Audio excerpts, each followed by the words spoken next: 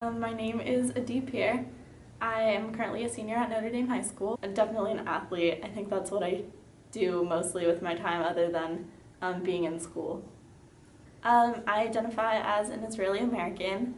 I'm also Jewish, so that's my religious affiliation, even though I'm not too practicing, it's mostly the cultural aspects. I think that being a Jew, there's so much history, there's tons of oppression against Jews, there's all these hardships that we had to face, but I also think that we could do better as a people to try to stop that in other ways for other people. With the current Israel-Palestine conflict, that literally drives me crazy because I hate the fact that people who are living so close together and they all value the same things are fighting against each other, hating against each other, waging war against each other.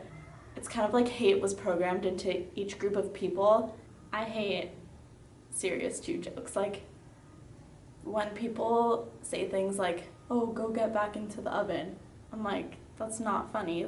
It's totally hateful and it's just not funny to anyone involved. Like, why would you make a joke about hating someone, about inflicting millions of deaths upon a certain group of people?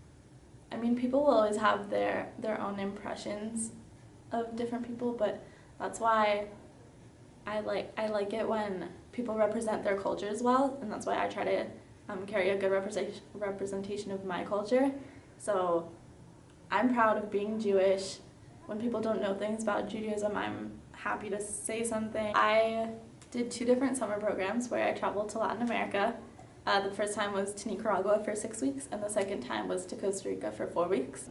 It really reminded me how important that family is to me, and I definitely have noticed that my family has played a larger role in my life since I've come back. And from Costa Rica, something really significant that I learned was the Pura Vida national slogan.